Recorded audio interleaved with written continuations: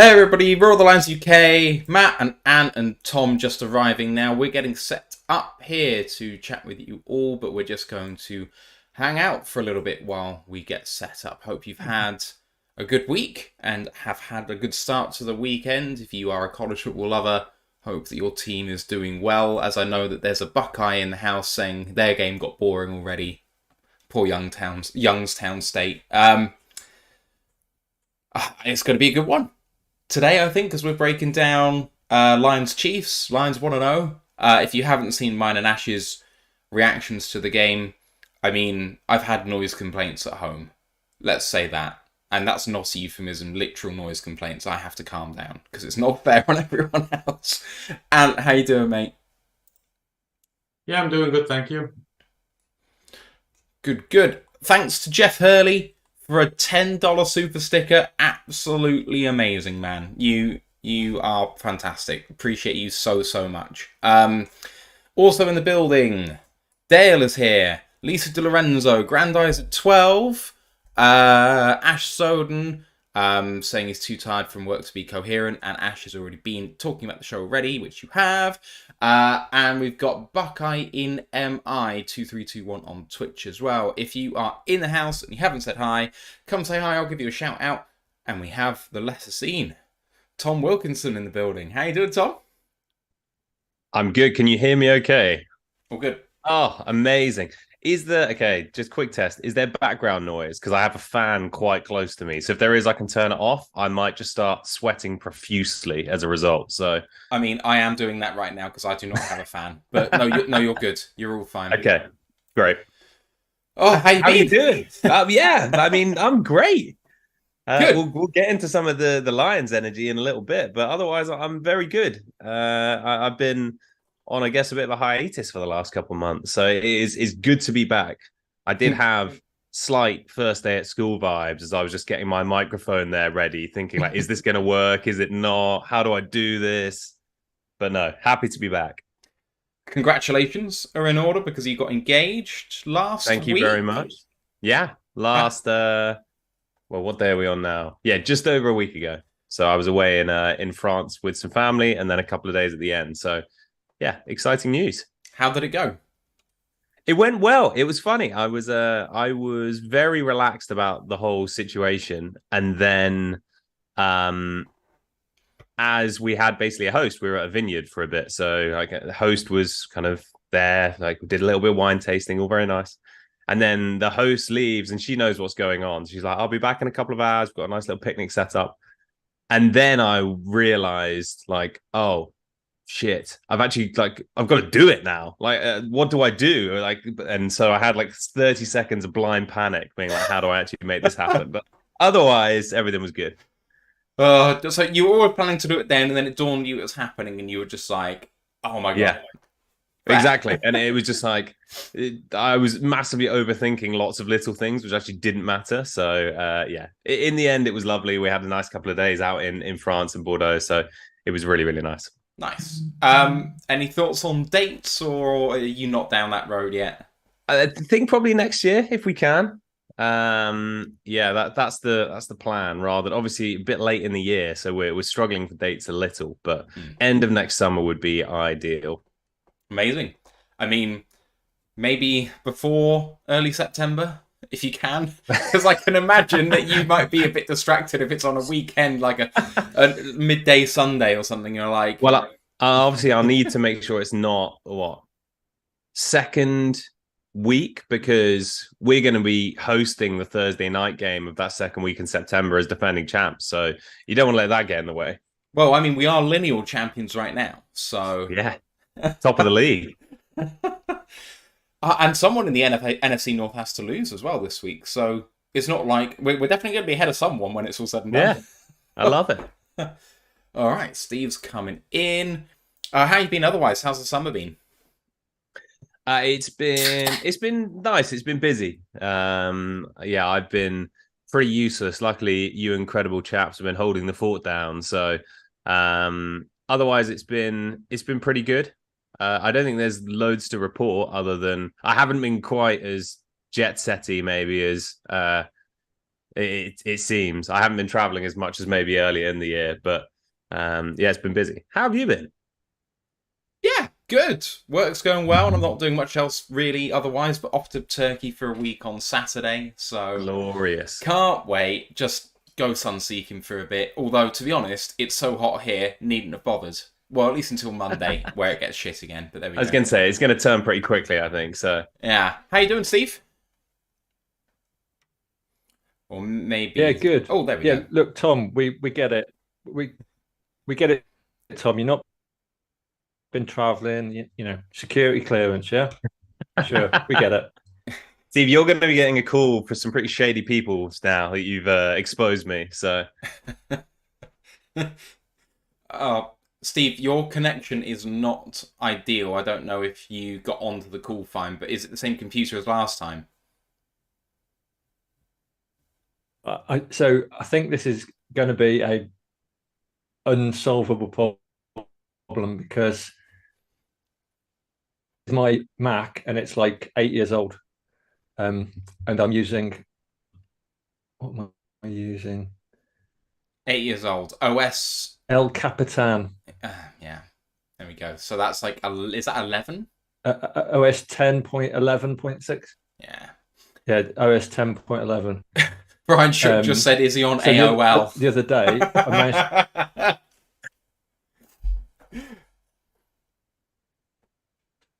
Grimaces. That's quite a good burn. Yeah. I appreciate that. We need to stump up some cash for you to upgrade your rig. Yeah, I'm starting to die and other things are starting to die, so I think I'm just going to have to suck it up and get a new laptop. Sounds like it, because I got half of that, so... Yeah. I might drop off because it's not going to get any better than this. It sucks. I mean, so you went on to... It's just really bad. Did you get onto your work laptop last time or something like that?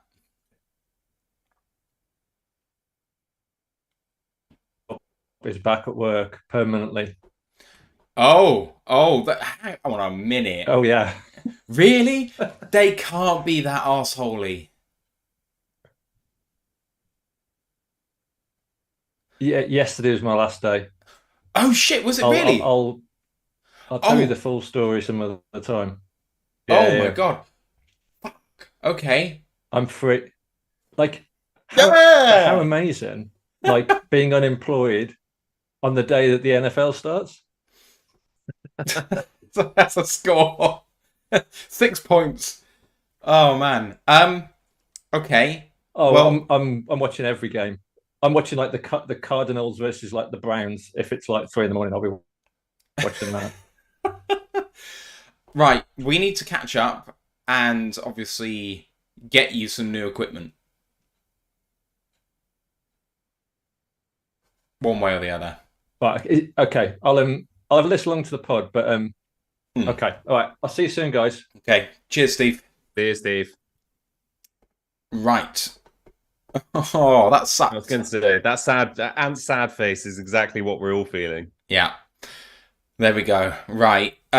In that case, shall we get on with the show? Because I know that there is a somewhat hard out at 9. Is that the start of the second half? Yeah. 8:15, so it won't actually start till just after 9. But so it's not so much a hard out. I'd just be keen to try and catch the second half if I can. Yeah, absolutely. I was very annoyed thinking about starting it on Saturday. Then it's like, England playing football and rugby on the same day. Yeah, like, that was a bad idea. And college football was on. And I mean, the football would have put you to sleep. So I don't watch England football unless it's a major tournament. I can't be asked for qualifiers anymore. It's just it is dull. I don't. That is the level of my patriotism now. I am watching Utah versus Baylor over the England football team. So go figure. Once upon a time, that would never have been a possibility. Yeah, completely agree. Other than major tournament now, it's so easy to tune out, to be honest, that it's just not worth it. All right, here we go. You ready? Here we go. Recording in progress. Welcome to another edition of the Roar of the Lions UK podcast, episode 214. This ain't the same Detroit. My name's Matthew Turner alongside Anthony Fitzpatrick and Tom Wilkinson. How are you doing, boys? Very well. Excited to be back. And also a victory Saturday, a pretty unique situation, I would say. I'm not sure we've had one of those for a while. So, yeah, it's a 2-day victory. That's what happens when you get to this age. Your victories last at least one, if not 2 days. How you doing, Ant? Yeah, I'm doing good. Been a great week. I've had all week off work. It's been nice, just been chilling, relaxing, then get to the Detroit game and. Hey, what the hell? We go out, we beat the Chiefs. I know I was ye of little faith to start with, but well, consider me turned now. It's been great these last few days. We've been just getting crazy amounts of interaction and stuff like that. It's been, when the Lions win, we all win. It's been good fun. It's been fantastic, and you have gone to town on the receipt taking and dishing out on Twitter, which has been pleasant to watch, and people melt down. People are not going away. They are doubling down on their poor takes, and I'm here to see it. But can I just say that on this show, now that Steve has left in the pre-show, and it's just the three of us, that we are a majority show that actually picked a victory for this game for the Lions. We are the podcast of believers, shall we say? just never in doubt. I mean, I think I maybe had a 7-point win, but otherwise, never in doubt. All right, we're going to be breaking down the game. We're going to be addressing the 1 point in views, and then we're going to be taking any of the questions that you have. So let's get on with this. Discord channel. It's been a great place to be, fantastic place for game 1 of the season, but it's not too late to join us as we go into this fantastic winning streak that we're embarking on. So the link is in the YouTube and Twitch descriptions right now. Come and join us. College Football Podcast, and I know it just got released from the midweek live, so go and listen to that with regards to week 1. But what are you going to be talking about next week? We're sort of in our phase now where it's just reviews of the weekend beforehand and the preview of the week to come, really. So I don't know any of the storylines yet. The first slate of games have only just kicked off. I'm watching a load of them while we're doing this. So yeah, there'll be just lots of good talk this weekend, next week, and hopefully a few other extra shows coming up soon. So yeah, come join us on Wednesday. Yeah, it'll be Wednesday. Please don't forget to like the show on YouTube, sub to it, and rate and review and all that stuff. We're only a small podcaster, and every little bit you do really, really helps us. Also, don't forget to support the guys at Lions Nation Unite, especially at the new Facebook group, facebook.com/Lions Nation Unite. Herman Moore's project to bring the best in Lions content creators together. I know that they were live during the game, Herman Moore and Micro Mike on the call at Eaglestown Casino, if I remember the name of the casino correctly. It was a casino somewhere in Michigan, so I'm sure it's really good fun to go and watch that live. But do go and support them on the Facebook group.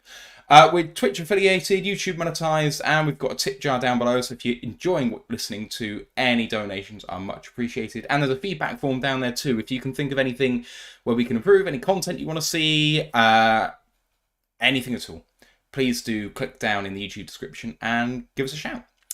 Right, one bit of news, boys.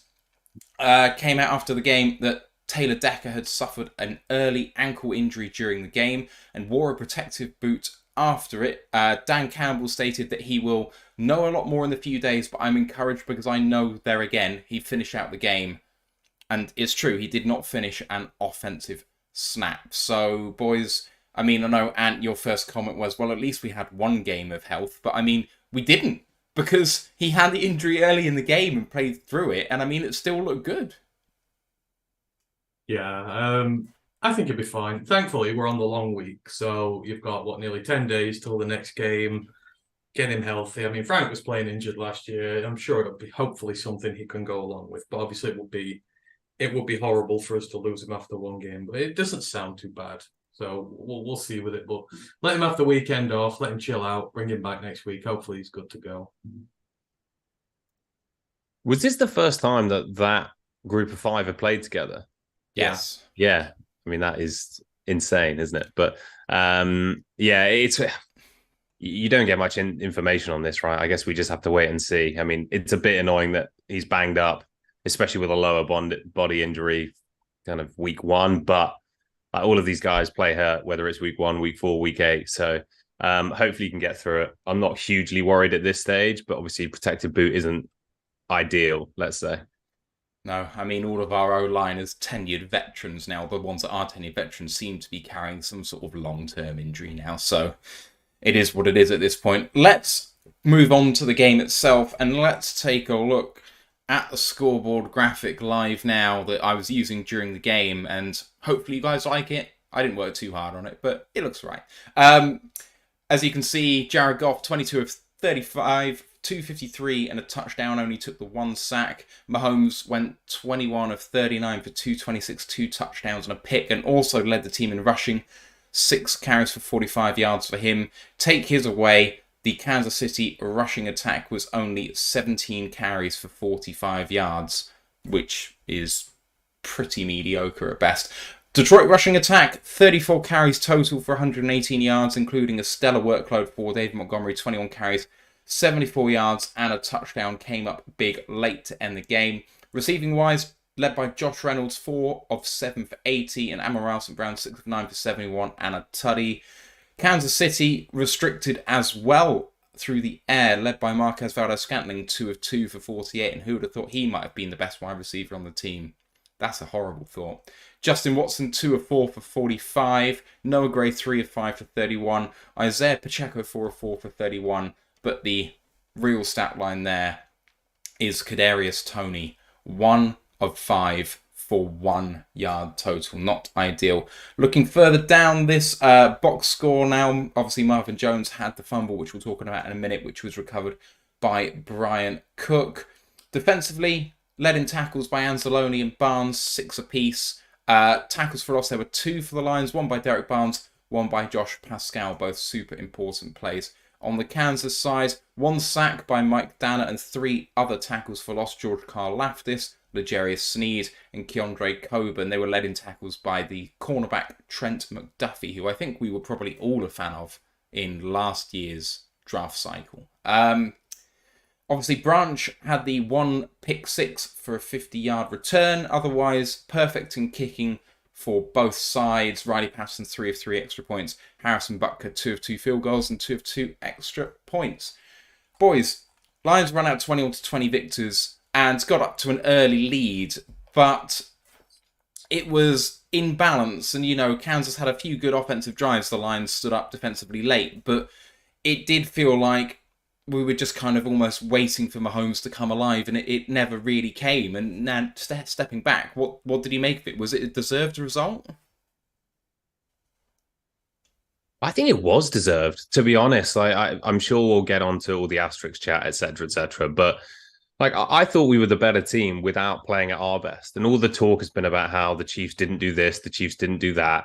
Obviously, Tony is quite an easy scapegoat, understandably. I mean, I love the tweet from Benjamin Solak that said his expected added points per reception, or per target, sorry, was minus 2.19. So put another way, if you throw the ball at Tony 3 times, the other team will score a touchdown, which I thought was just wonderful. Anyway, I get all that, but ultimately I thought we were the better team. And whilst some of the frustrations as a fan watching that game when you saw Mahomes scramble, I think that just put so much value into what our secondary did. And I know there were no real kind of superstar performances on the back end. Obviously, Brian Branch will come to as well. But Mahomes only scrambles if you're covering guys for 4, 5, 6 seconds, right? So I was so impressed what we did on defense across the board. I think there's loads to clean up, which is so exciting, because the fact we can win those games in a hostile environment when we're not at our best is just so promising, right? And I was kind of at peace with whichever way this game went, to be honest, especially given they're out of our division. But to put in that performance and still have so much to improve on, it's really exciting. I mean, yeah, of course we deserve to. I think it's very rare. It's incredibly rare that you can play bad in this league and win. I mean, that's just how competitive it is. And over 4 quarters, scores are generally representative of the game as it's gone. And for us, I mean, yeah, we started slow. I mean, we had to resort to the bag of tricks really early on. I thought that was ballsy. I loved it. If you're going to beat a team like Kansas, you've got to catch them unawares. You've got to pull every trick out of the bag, and they did. And then after that, it's like the defense came alive. It played well. The offense looked like an offense that hadn't seen a snap during preseason, which it hadn't. A lot of the defense had, which is why I think it was better. You could see that it was rusty. The play calls weren't quite working. You had the bobbled snap because the motion was called at the wrong time. You just little things that are like, yeah, they're still trying to work out what they're doing. But the defense really stood up and did its job well. And, Tony's chops be damned. There were 100 other instances where our guys made good plays. Mahomes was harassed mercilessly all game by our edges and our D-line. Even the interior, we've got like 8 pressures against the interior, which we were saying before was like, that's difficult because they're really good. But we came up with different schemes. We moved guys around. We overwhelmed them. It forced some quick passes from Mahomes, which explains some of the drops. The defense, when it got the opportunity, did. And then the offense came alive when it needed to. And, we went toe-to-toe with them. They're not a bad side. They're missing 2 players. Great. Well, we've been missing half our damn team for the last 2 years. Did everyone get an asterisk when they were beating us without, Goff at the end of year 1, without, all these guys that we didn't have last year, no Ragnar, no Big V. We don't know asterisks there. Next man comes up and you have to deal with it. And it was quite obvious they had the guys there to do it. Mahomes was still passing it well, and he wasn't allowed to. And, just every time this team was tested, it answered how it needed to, right up until the end of the game. The defense still making plays. You're thinking, oh God, is this going to be where it comes to bits? And then Pascal makes the big play, forcing them back, stopping them converting the 3rd down. And then the offense was great on the last drive, running the ball for first downs and killing the clock, which is just something we've never done. I used the Minnesota game last year as a thing. We'd have beaten them if we could have ran the damn ball in the last 10 minutes. We just kept going 3 and out, 3 and out, 3 and out, giving them chances to win the game. And this one, we didn't. Fully healthy O-line. We ran the ball. We got the first downs we needed to. We won. It's a deserved victory. There's no asterisk by it whatsoever. And for anyone who's saying, well, you were bad, well, it's like, well, what the hell do you think we're going to be like when we're good? This offense is going to be better sooner rather than later, and this defense is up and ready to go. We're going to be incredibly difficult to beat, so maybe that's not the line of reasoning you should be using to try and bring us down after this. Yeah, we were sluggish. We still got the job done, and we absolutely deserve that win.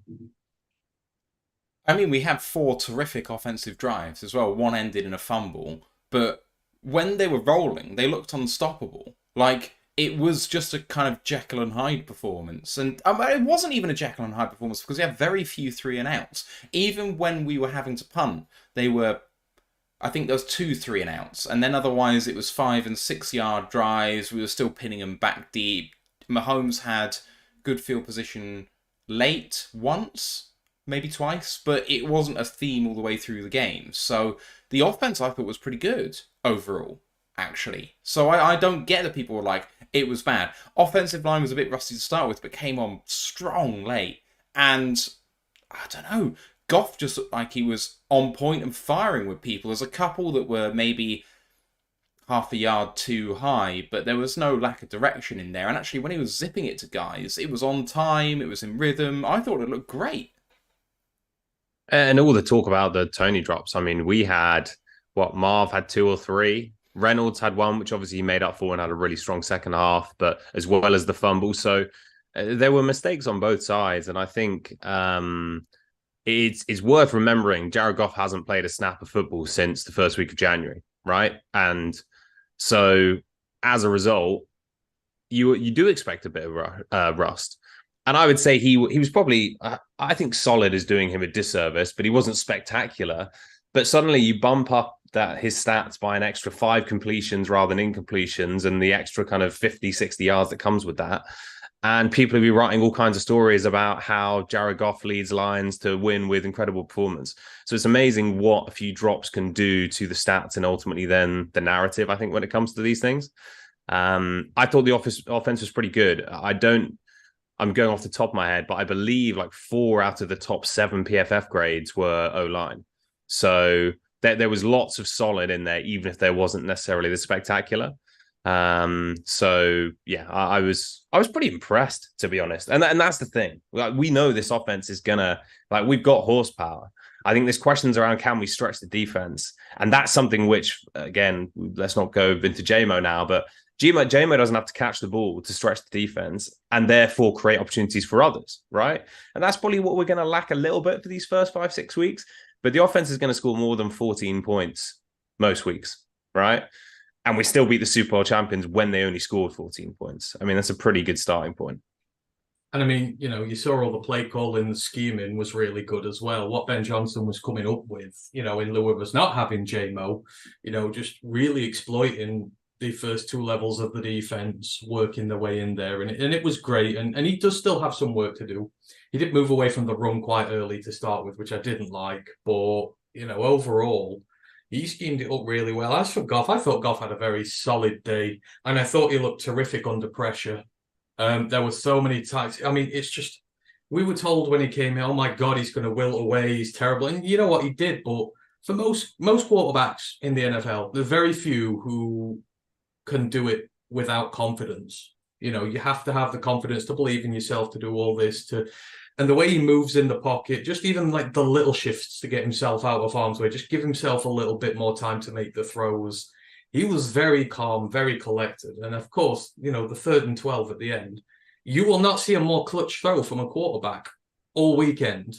To be able to put it in a window like that with a man in your face, having to get it over another man's shoulder and put it in basically a small, tiny little bucket to get such a crucial down is huge. And it's like, people say he's mid and he's average and stuff like that, but there's just little things like that. No, he's not. He does have an edge to him. He does have talent to him. He's more than just this average guy make him out to be. And I loved it.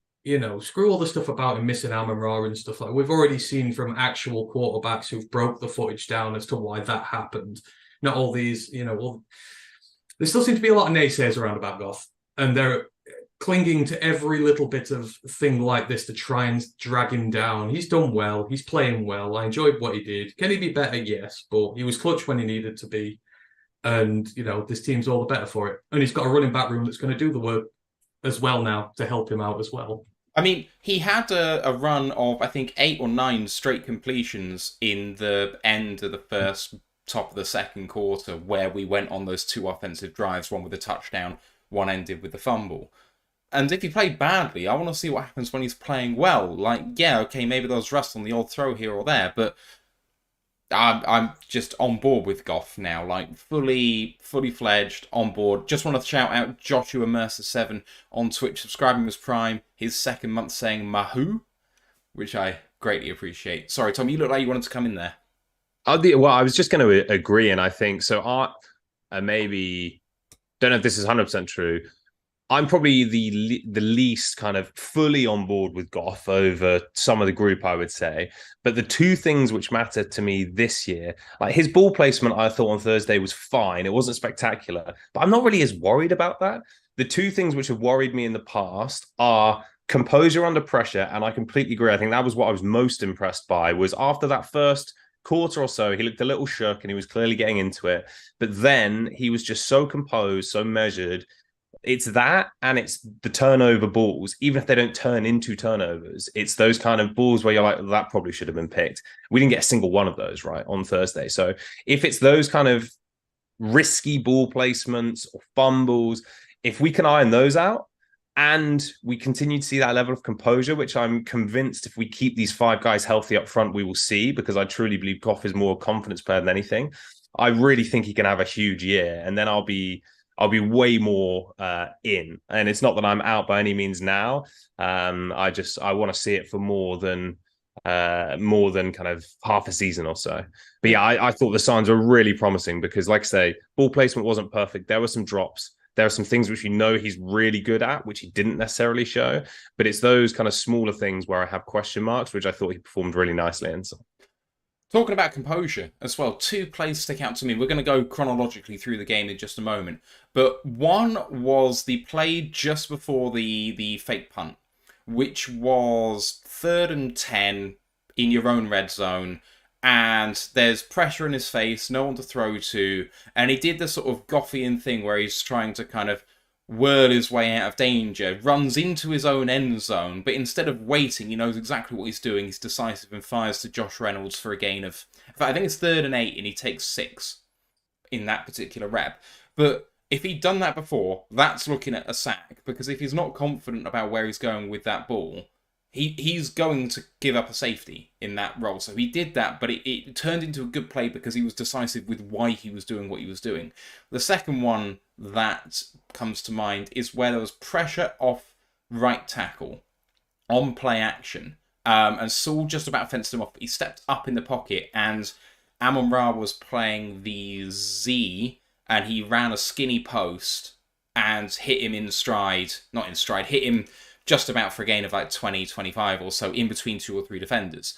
And it's the confidence that you see in him is the ability to do the sort of Tom Brady one-step shift out of trouble, which he just ran away from pressure early in his Lions career and ran into trouble. Whereas now steps up in the pocket just one step and he's all good. And he does it with regularity. He started out the end of last season doing it all the time, and now he's doing it again first game this year. And also takes what the defense gives him. There were times where you could see a play had maybe broken down slightly, or there was extra pressure, and he'd throw it at a guy's feet, he'd throw it away, rather than trying to force the issue. And I think that showed how in control he feels of his game as well, and the comfort he has, not only with his line, his receivers, but also his coaching staff, that if it's not there, he doesn't need to force it. So, yeah, it's a lot of, they're using multiple reads as well. You know, the tight ends are the safety blankets running the routes there, and you can see him scanning the field and then locking on throw straight away. Like you said, decisive. He's decisive with his looks. He knows where 1 is, he knows where 2 is. Off it goes straight away. That is a sign of a confident guy. So that's all you can ask for. Absolutely. Let's go through the game in somewhat chronological order. Not every play, but first set had a strong Monty 8-yard run up the gut, ended up going 3 and out after heavy Kansas City pressure. He kind of ran into Carl Laftis on a naked boot on 2nd down and 2 and just had to chuck it away. Case in point of what Tom was talking about with composure. So we punt away. Mahomes starts with a kind of run and pitch out, and Hutchinson does terrifically to go and tackle him for a 5-yard gain. 3rd and 2. The lovely timing throw to Jerick McKinnon out the backfield. And at that sort of point, I was like, is it going to be one of those days where no matter what you do, as long as there's good coverage, you're still going to find a way to do this? Ended up not really being the case. And you could see in that play, Malcolm Rodriguez coming and blitzing and then seeing what was happening and bailing out into coverage. And actually, it was a heads-up play by him, because I think a lot of people would have just continued on the blitz. So recognition is clearly there. Just maybe you'd hope he was a half second even earlier than that. But there we go. Later on in that series, on 3rd and 5, Mahomes tries to bail upfield, but John Kaminsky, absolutely fantastic rep, where he's kind of getting into the backfield, and you can see the O-line know what's happening and try and fence him out the pocket the other way, but Kaminsky managed to push him out, bail back up towards the line of scrimmage, instead, because he was beyond that at that point, and managed to grab Mahomes from behind for a short gain, so they end up punting there. And now we get to the fake punt series. So starting at our own 9-yard line, the 2nd down and 7 play that I mentioned with Josh Reynolds. And I mean, the O-line all go low on... hang on, that's... Maybe I've mixed up my my drive series, but never mind. The O-line all go low on blocks. When we were live on stream, we're like, what the hell's happened there? But Jonah gets absolutely wrecked on that play. 3rd and 7. There we go. 3rd and 7. That was the play. And Josh Reynolds spins out, and Jared Goff spins out and throws it to Josh Reynolds. 4th and 2 from the 17. Fake punt. Ridiculous play, but JRM gets it, gets 3 and convert just about. And then we proceed down the field. Like, it gives us a massive jolt, and suddenly we can do no wrong. So Gibbs with a lovely spin move to avoid a tackle for loss gains 2. Hook route to Amon-Ra St. Brown for 13. Play action pass to Reynolds for 21. On 2nd and 6, a sweep with pulling lineman for Gibbs for 17 down the far sideline. 2nd and 6 from the 9. Gibbs puts his foot in the turf. He's 1 and slips. It's a clear touchdown if he doesn't fall over, but it's a real shame. Ends up with 3rd and 6. Touchdown for the Lions. Mesh route to Amon-Ra St. Brown. Little pick play in there. Breakdown was fantastic by the QB school if you want to go and have a look at that. PAT's good, and 7-0 Detroit. let's stop there. It was stop and start for both offenses in that first series. Kaminsky saves the Lions with Patrick Mahomes getting a first down, although Mahomes continued to do his thing all the way through the game in scampering for first downs. And then the fake punt, amazing play, and then we finish it off with that mesh score. But once the fake punt happened, it looked like we were a totally different team on offense. Sometimes that's all you need. You just need a little bit of confidence injected into your play. They just didn't look confident to start out with. It was clearly very rusty. I think Dan realizes this, but you can't afford for that to go on for a quarter or something like that. You've got to try and snap them out their funk early on. So I think going for the call is brave, getting them back on there. It's a big confidence boost to know that you can do that. And it's a big confidence knocker for the Chiefs. I mean, when we came back on, the Chiefs were a bit like, oh, hell, we should be off the field now, when we took advantage, and it seemed to affect them and how they played. So I thought it was ballsy, but I think it was a calculated risk that was correct. And to be honest, they should have known, given the players we put on the offensive line for the punt. It was kind of, we put a lot of big, bulky guys on there, and they've got a load of linebackers on. You're like, maybe it should click in your head that they're not actually going to punt this. But great play, great execution. Got the offense going. I thought it was terrific. And the defense started off well. You say he ran on us a bit, but just every time they needed to, they made a play. And, that's all you want to see off them. So it was encouraging. You could tell both teams were rusty on offense, but overall it was good from us. Yeah, I think the thing I noticed most, especially when we were on defense, was just how much attention Hutch was getting. And I think, and we'll come to talk obviously about other performances along the line, there was definitely some concern watching it live, thinking, where is the pressure going to come from if not Hutch?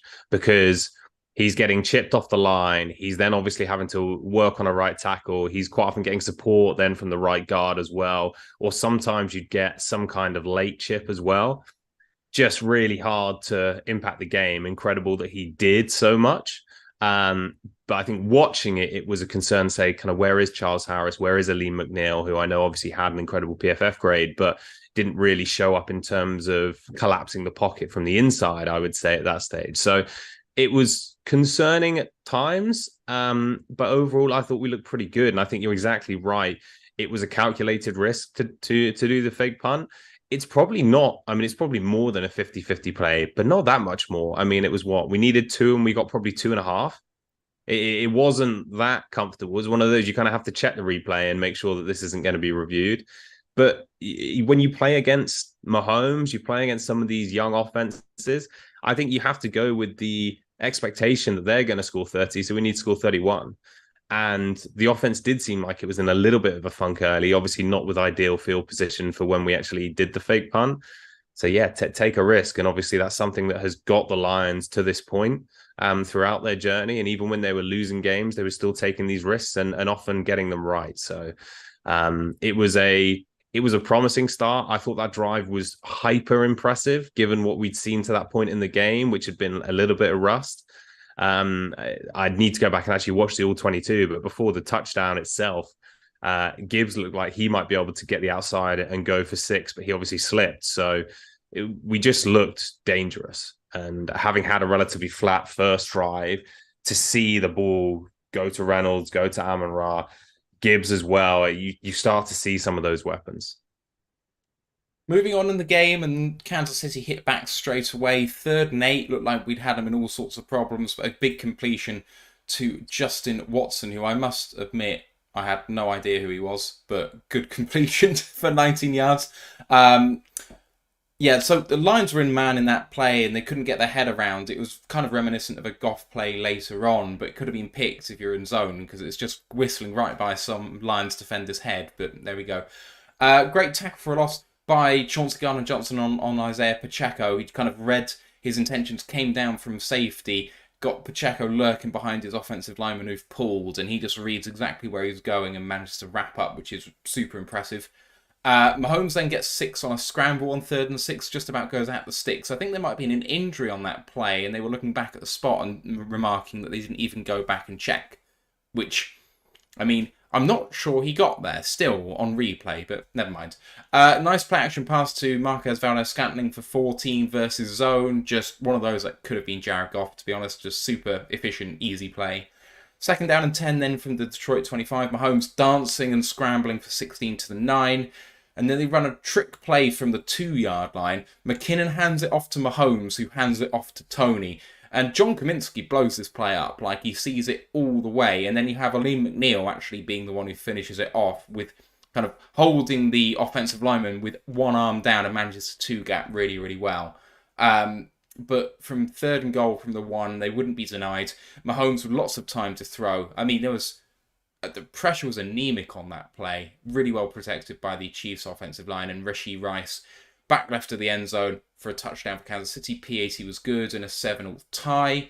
Next Detroit series, lovely play action pass to Amon-Ra St. Brown for 21 yards to the Kansas City 40. This is the play I was talking about, where Goff steps up to avoid pressure and hits a crossing St. Brown. 2nd and 11, they go 5 wide versus pressure, and a quick throw to Laporte, who was playing the X-receiver position, took 14 yards, and big chip on the route. Like, he got hit hard and actually managed to use that to gain separation. Shook the defensive back out of his boots. It was really good to see. 2nd down and 8, swing pass out to Gibbs.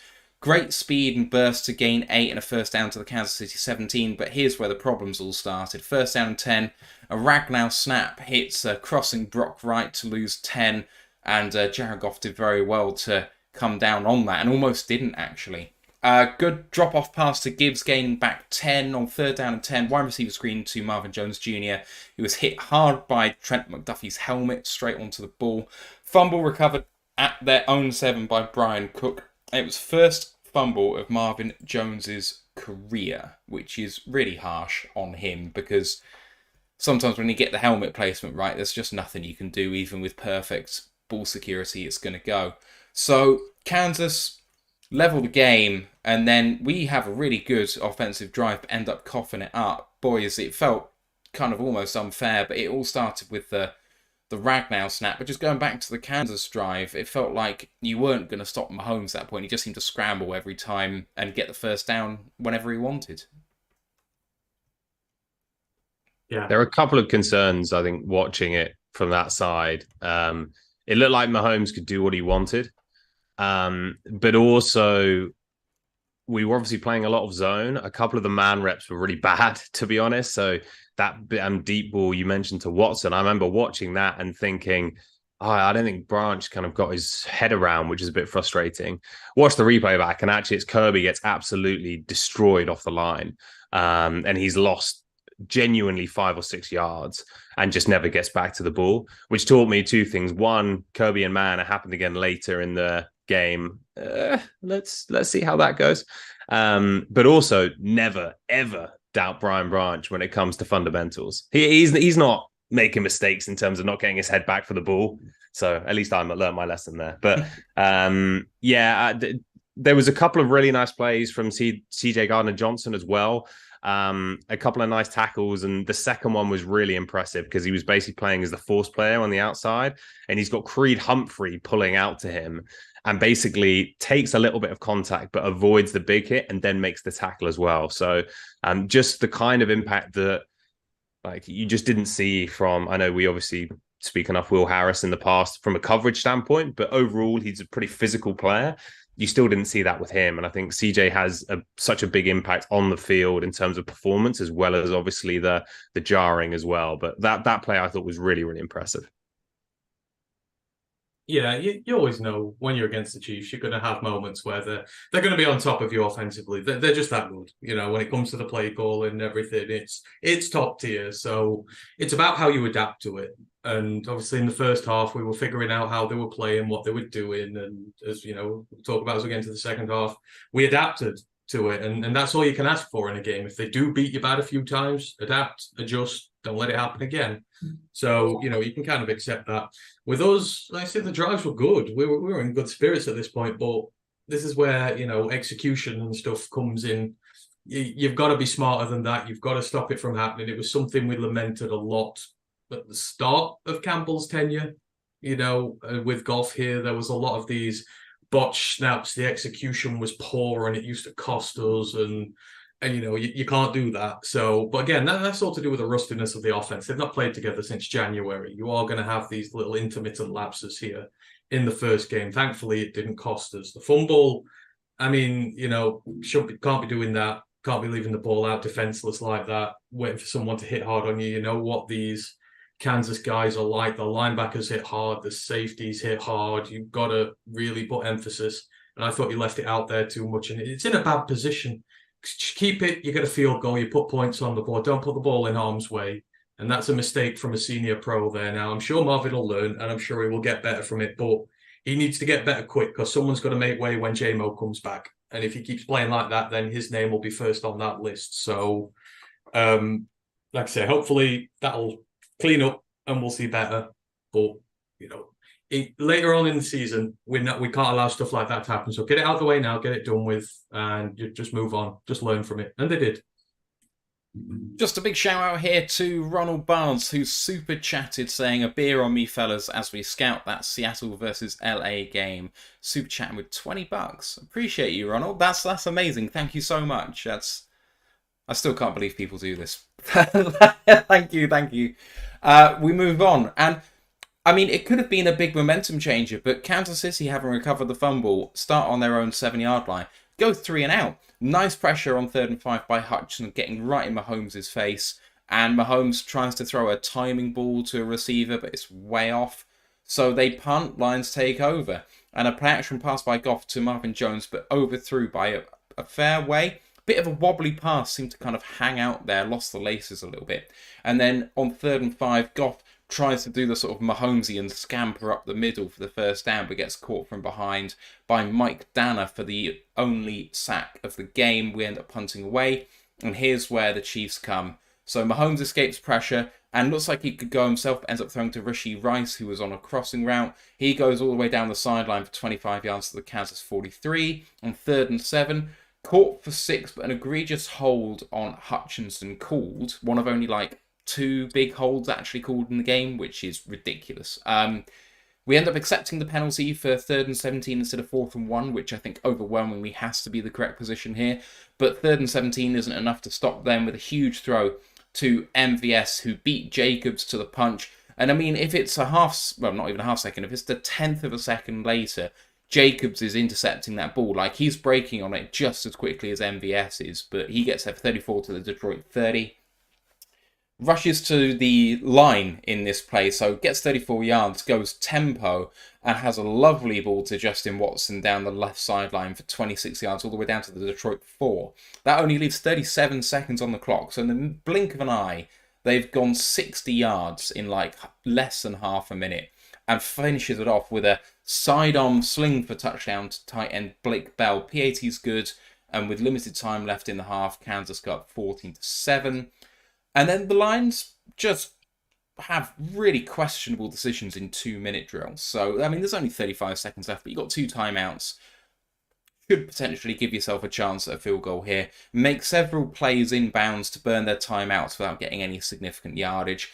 Should have had Reynolds on the sideline, but overthrew it. That left 7 seconds left. That would have been at the Kansas 40-yard line. So if you can get one more play to the sideline from there, maybe you give yourself a chance at the field goal. But as it was, you give yourself 3rd and 10 in your own territory, and you throw a swing pass batted down by Karl Aftis, but potentially should have been a pick 6. Looking back on it, I'm more and more convinced that Karl Aftis could have snagged that. So risky, got away with it, and then on 4th down end up just throwing it away to ensure that the half ends as time expires. 14-7 Kansas at the half. They had that lovely touchdown drive in the 2-minute drill. Did well to rebound from the fumble and not letting anything go, but when they get in that rhythm, it's hard to stop them. And then our own 2-minute drill just baffled me, boys. I don't know what you thought. I mean, their drive, how quick it was, it kind of does worry you. They seem to have receivers in open space a lot of the time. It's I would like more for us to be closer in coverage. We play zone a bit. I don't like it, especially with these guys. They get open, and these were problems we had last year. When you think back to how the Ravens pass on you quick, the Bills pass on you quick, bits like that. We need to cut this out. So something has to change there. Ours was weird. It just didn't feel like we really committed to it per se. We tried, but then sort of gave up on it real quick. So, yeah, I mean, it was, you're going at the half, you're very disappointed. You're like 14-7, like, we probably should be winning this one if we'd been at least competent with it. So it was a disappointing end, but you're going in 7 down, you're still in it. You know, it's not the worst position to be in. But yeah, there were some questionable plays and questionable decisions in those last few minutes for sure. And with about 25 seconds left, 22 seconds left, Laporta almost gets a first down. That really screws with you, to be honest, because then suddenly you're having to make a play call to get over the line on 3rd down, rather than if you reach the sticks, it does open up the playbook slightly there. So I think the not even 2-minute drill, the 30-second drill didn't really go to plan. And this is, again, all the talk of, the drops, Kelsey. I mean, the Lions probably lost 6 points with that fumble in the red zone. Let's just say we don't convert that and we just settle for the field goal. That's 3 points gone. And also that drop, which was it Reynolds rather than Jones? I can't remember. No, it was Jones. Wait. Regardless. Late in the first drop half. The one with 7, 8, 9 seconds left on the sideline. Josh Reynolds, yeah. Yeah, so the ball was not perfect, but I'm sure he'd want it back. And then suddenly we've got probably a 55-yarder or something like that. So there is a chance we've left 6 points on the table there, which no one talks about. They only want to talk about what the Chiefs didn't do. So a little bit of I wouldn't say even frustrating end to the half. In my notes, I basically just said, we can hang with this team, just got to execute. And that was really what it was. I thought they didn't look like the better team. I thought they had a really nice drive. We had a really nice drive. They made some mistakes. We made some mistakes. There was no way we were being outclassed in any way. I thought in many ways we were actually the better team, even if the scoreboard didn't necessarily show it at that point. So it was just one of those where you think, is this Lions team going to come out after halftime, make some adjustments, and actually go and execute assignments? Or is it going to be a similar story to before where we just don't do enough? Spoiler alert, we did enough. All right, moving into the second half, and Kansas have the ball. Kansas City up 14-7, so it appears crucial to not let them get too far away. And a lovely running back screen to Pacheco gains 10. Hutch with big pressure on Mahomes and a nice pass break up by Jerry Jacobs on 2nd and 10 versus Bell. And then Hutch again with the pressure on 3rd and 10, throwing a short throw to Noah Gray. Tackled by Jerry and forcing a punt. Really nice stand initially there.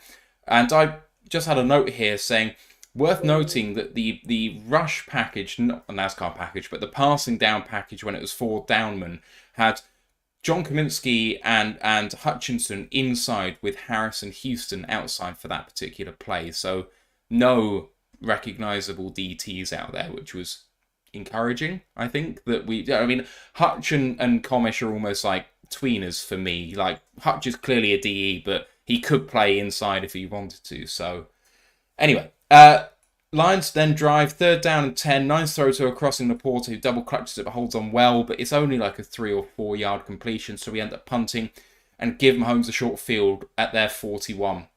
Fantastic pass breakup by Jack Campbell from following that. So he is kind of riding at one receiver back and then realizes the play's going the other way. He's reading Mahomes' eyes. I mean, it's so glaring to me, the difference between the Lions defense now and previously, because we're playing so much zone, and you can see Campbell reading Mahomes' eyes and when he's about to throw in what direction it's going. And the fact that we get that PBU, it doesn't happen if we're a majority man like we have been the last few years. So super encouraging to see that. And then the interception happens. So Tony on a crosser from left to right, bats it in the air. Perfect pass by Mahomes. Nothing wrong with it. If he catches it, it's in stride at full speed.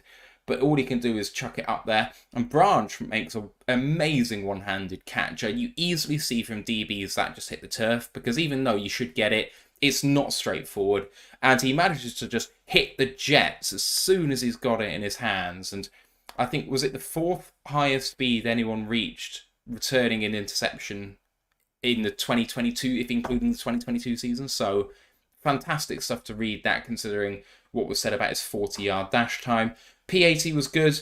Lions have tied it up 14 apiece. Let's just stop there. First few drives of the half. Lions stand up defensively against KC early. And then the Jack Campbell PBU and the interception. I mean, it couldn't have gone much better to start the second half.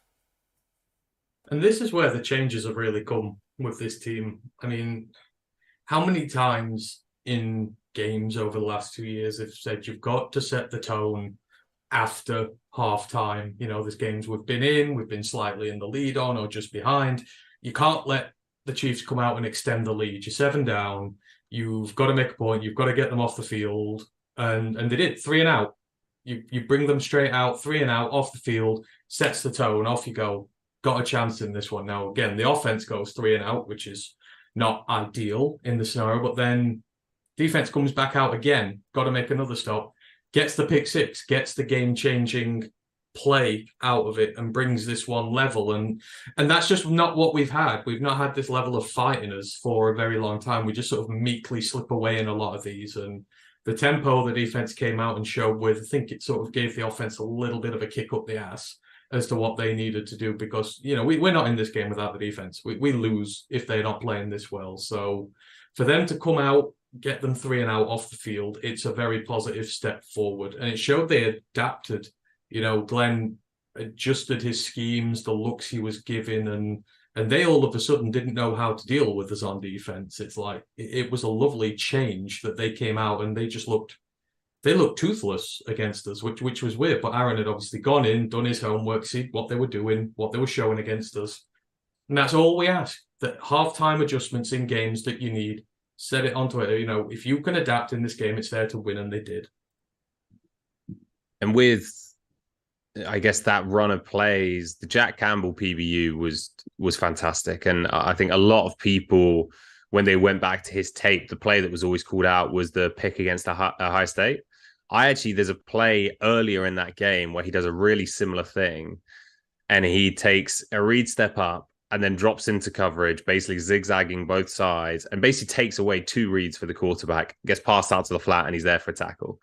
It was more in line with that, and it just shows, I know he's got some things to clean up, especially in man coverage, but with his agility, his size, his length in zone coverage, when he can drop and close those lanes, it's just super, super impressive.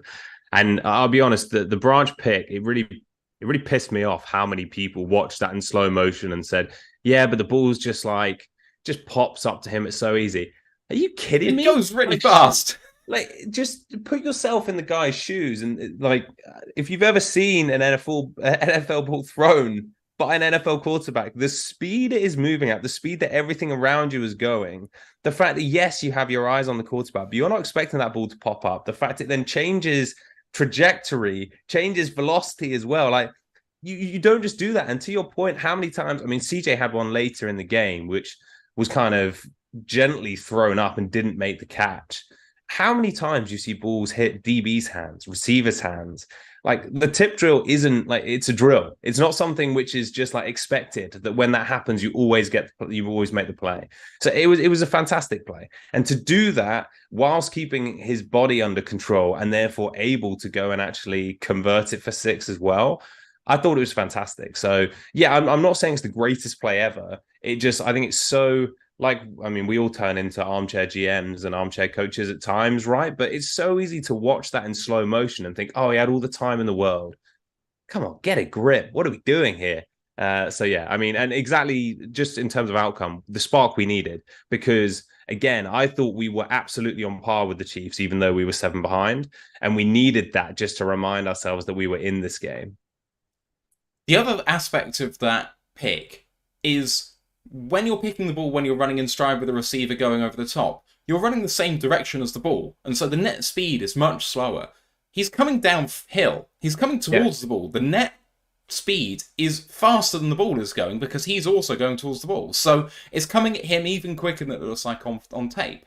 So it's akin to a wicketkeeper taking a catch in cricket, which I'm sure many Americans won't get the reference for, but like standing up to a fast-paced bowler and managing to take a snick behind. Like, it's that sort of akin of like reflexes, and the fact that he's got the hand up there in the first place is fantastic. Like, you could easily just be ready to make the tackle on the man. Like, it's cat-like work. So, incredible play. But moving on, we've done all that and we've tied it up, but Kansas City still have the ball.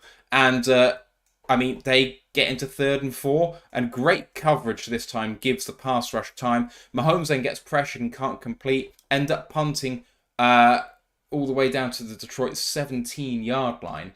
For the next Detroit series, Goff play action pass with lots of time. Nice completion to Amon-Ra up the middle for 18 yards. Then a play action pass to Laporta, who goes aerial for the first down to the Kansas City 47. This play was highlighted in particular by the QB school, just because it's an off-platform sidearm throw by Jared Goff. Really impressive to see back on tape. If you're on our Discord, that QB school video is actually posted in there, so go and check that out. So we get to the Kansas City 47, their side of the field, but the drive stalls out. 4th and 3 from the 40, and surprisingly for me, we end up punting down to the Kansas City 10. Now, I think there was some jiggery-pokery with potentially Kansas City leaving out their defense for that play, expecting us to go for it. So, I mean, I watched it back because they said that on coverage, and then I thought it was their punt coverage unit out, but whatever. So Kansas take over at the 10. And they start driving once again. Jones had a big hit on Mahomes as he was rushing for the first down. Benito looks like he's trying to pull out of the tackle almost, and he kind of hits him with his hip. It's really weird, but it's a big hit. Play action pass then by Mahomes, and Cam Sutton has a PBU. No, it's defensive pass interference, and he does get there significantly early, which is a shame because in real time it looked good. That cost the Lions 41 yards all the way down to the Detroit 25. But then they get down to 2nd and 2, and massive drops by Moore and Tony respectively in back-to-back plays, 2nd and 2 and 3rd and 2. And instead of going for it there, they take the field goal from the 35 for 35 yards, 17-14 to Kansas City. And to stop there, were you surprised that the Lions didn't go for it on 4th and 3? And then were you, well, I want to say impressed by how the Detroit defense played, but I can't really say that because that was Kansas stalling out their own offense there. No, not on the 4th and 3. There's times to get cute and there's times to play it safe, and you can go to the well too many times. Sometimes the whole point of a fake is to catch someone off guard. Once you've done it once, then they're always on alert for it, and it's or not even just keep the offense on the field. Not even to have a fake. No. Just 4th and 3 on the 40. No, I wouldn't do that. I think they know he's partial to doing things like that. And again, this is where Dan's getting smarter. Before, first year, you could kind of get away with it. We said you can do so many 4th downs, try all this, but I think you've got to be smart in these situations. He knows the defense is playing well. You pin them in, you trust them to get a stop. And, that's another feather in Aaron Glenn's cap.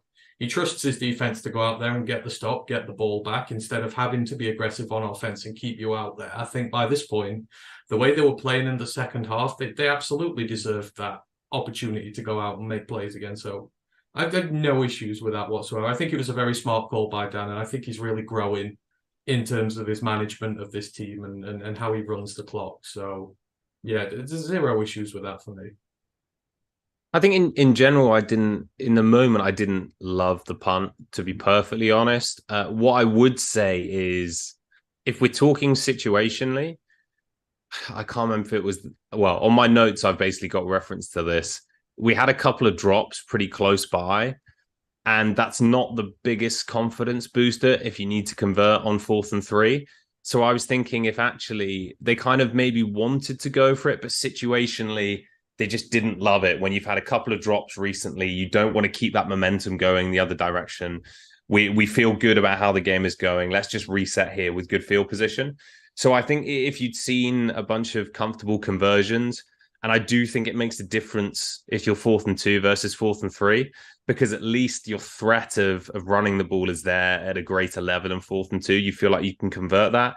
4th and 3, you just, I don't know. I probably feel less good about trying to bait the defense there. So in general, I would have probably expected them to go for it. In the moment, I didn't love it, but you can kind of see why they did it. And I think when it comes to all of these 4th down plays, and obviously we've got another one later as well, the coaching staff have earned the right to, well, I mean, they've absolutely earned the right to do whatever they want at this stage. But I feel like they've got a better feel for it in the moment than kind of I do watching on TV at home. So I probably would have liked to see them go for it. I didn't have a massive problem with them not going for it just because of what had happened in the plays before. Let me just refer to our favourite Twitter account, the @surrender index, or the cowardly punt index, as it is called. The Lions punted on 4th and 3. No, sorry. Let me find the right one. I did have it, and I've lost it. Punted on... Where's it gone? Sorry, I had it, and then I went away from it looking at something else. Detroit decided to punt to KC from the KC 40 on 4th and 3 with 5:56 remaining in the third, while tied 14-14. With a surrender index of 29.83, this ranks as the 98th percentile of all cowardly punts since 1999. So it was extremely cowardly by historical standards. I fully expect them to go for it and keep the offense on the field, not just fake punt, but just go for it. You should get 3 yards on average. And if they start off at their own 40, it's not like starting on your own 17. Like, they've still got to go a fair way to do anything. And even if they score, you're 1 score behind. Like, this is a time where you can exert pressure on them. I was really surprised. And don't you think so? I thought surrender index might be even worse than that, to be perfectly honest. Given what we know about Campbell and this staff, don't you think that there's then something other than just the location on the field that made them decide not to go for it? Because they are such an aggressive team. And like I say, that's where I think maybe there was just something situational, whether it was matchup, whether it was personnel, whether it was the previous drops. They just didn't like the look, because it is kind of off-brand for what they've wanted to do here. So I feel like there was maybe something to it. But I agree. I mean, I think in most normal situations or most teams, if you punt in that situation, you're pretty frustrated, to be honest. I was probably less frustrated because we'd already tried a fake punt and I wasn't worried about us being aggressive at the right times if we needed to. So, yeah, I didn't love it, to be honest. I would have rather gone for it, but I think they've earned enough kind of rope on those kind of things personally. So, going into the next series, Lions down 3, 2nd and 10. Monty gets absolutely destroyed in pass protection and gets caught tripping the man. Half the distance penalty at that point, loses 12, so 2nd and 22. And a fantastic throw by Goff to Khalif Raymond to the one time he popped up in the game. And you can see Raymond's speed front and centre. I was actually surprised we didn't see him more in this game, especially with Marvin's troubles. But just nice timing on the route. Raymond sits down lovely, but only gains 20 out of the 22 on 3rd and 2. Play action pass, well covered by Kansas and went incomplete. Punted to the KC 32. Great special teams play. Looked like we might have forced a fumble, but it was caused by the ground, unfortunately. Then Kansas City come back once again. They hit one drive for 3, and then they get another one for 3. Noah Gray on a crosser forces his way through a weak Kirby Joseph tackle for 24 yards to the Detroit 40. Branchen goes off injured, but just looks like cramp, and it turned out to just be cramp, thank God. 2nd and 1 from the Detroit 20-yard line, and Tony has a jet sweep, fantastically read by Detroit. Charles Harris, Jerry Jacobs, and Derek Barnes all read the play, and you can see them waiting for him. Barnes ends up wrapping up with a tackle for loss of 1 yard. And then on 3rd and 2, Mahomes goes back to pass, and James Houston just grabs Mahomes' ankle and won't let him go. He manages to get a pass off, but it's weak to Jerick McKinnon, who actually drops it. And from 2 yards out, again, they decide to take the field goal, which is good, and Kansas City go up by 6. And then here come the Lions, having had 2 offensive drives by KC stall out and only taking 3 apiece. Down 6, Detroit start coming. 3rd and 12, Goff with pressure in his face and a wobbly throw, but on time to Reynolds in between 3 defenders. Super impressive, actually, to get that there. 3rd and 1 in 9 formation with Amon-Ra St. Brown as the fullback, which is an interesting ploy, but Monty gets 4 to complete for a first down. And then a nice play action pass to Reynolds with good protection and the ball security by Reynolds. As he gets upfield, he knows he's clear, but they're going to come for him from behind, so he just wraps up. Gains 33 yards to the Kansas City 14, and then Montgomery shows exactly why we brought him in. First, from the 14-yard line, a rush for 6 yards to the 8, and then a rush up the middle, touchdown Lions. Blocks by Sam Laporta and Penei Sewell made it just a one-man game for Montgomery to just go over the line. P80 was good, and 21-20 Detroit. And a good time to stop here, boys. Kansas City in that second field goal drive, I mean, they were 2nd and 1 in the red zone, and Lions step up massively on defense with 2 really good plays. And then 3rd and 12, Goff comes alive, and then Montgomery gets the business done. I mean, what more can you say? But situationally, the Lions are coming alive.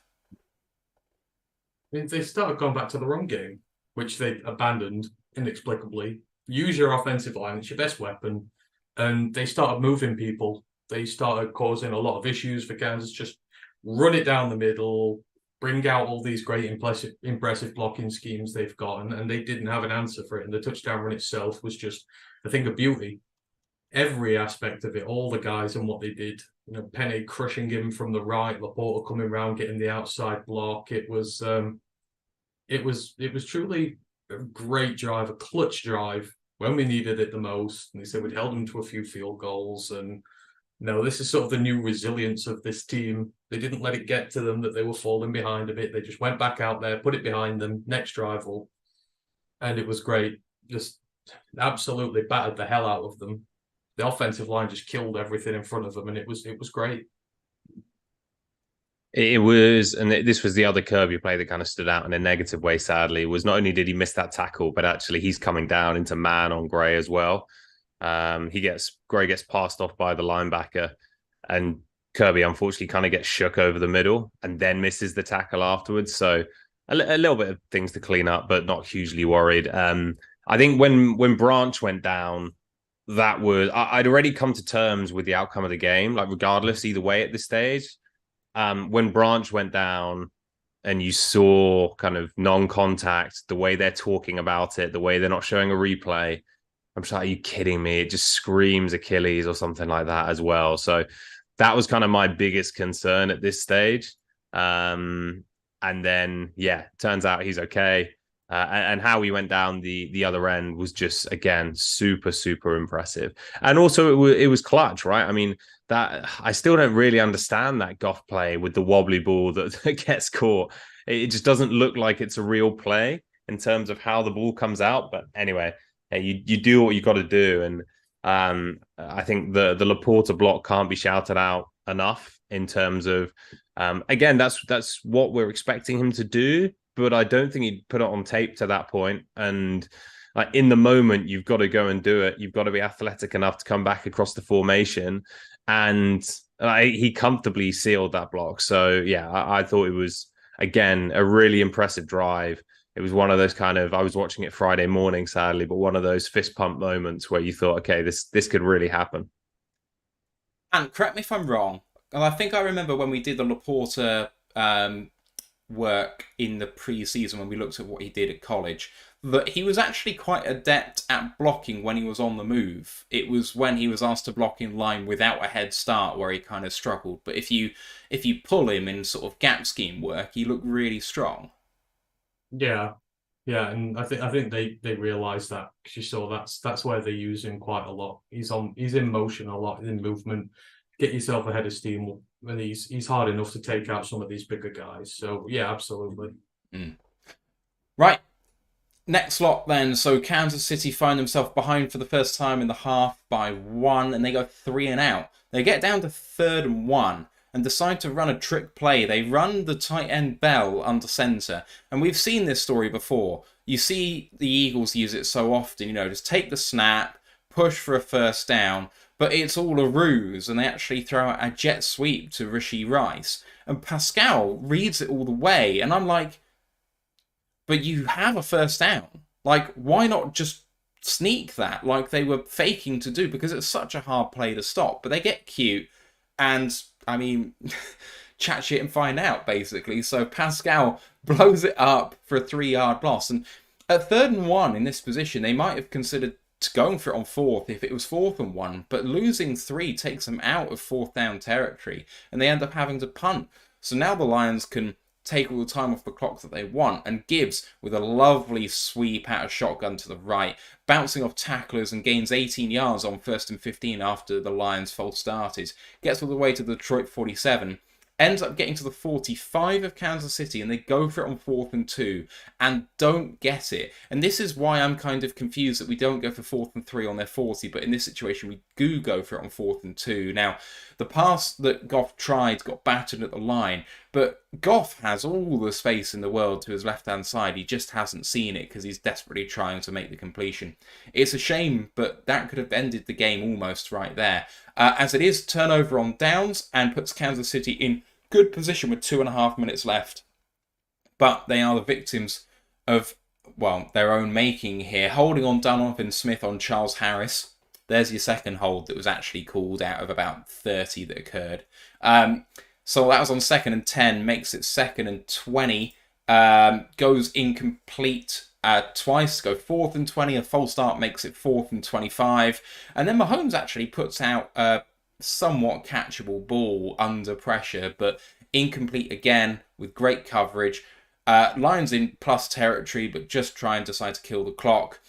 Kansas, I think, have 2 timeouts at this point. No, 3. I can't remember how many it was. But the Lions had 3 short runs to gain 11 yards, all by David Montgomery. And that's the ball game as time expires. So, boys, tight end Bell comes under center. That jet sweep with Pascal blowing it up. I mean, suicidal play almost. And then Lions don't get it on 4th down, but we back ourselves. We finally get some calls, and then we kill the game. It was I mean, my heart couldn't take it with the swings there, but how did he feel coming out of it? A situational play again was really strong by the Lions. I hated the call for 4th and 2nd. Just punt the fucker. I mean, after everything we've been through with field goals, last second, walk-offs, to risk giving them the ball in that position and to be able to kill the clock of the game with a field goal, I was just like, no, don't do that.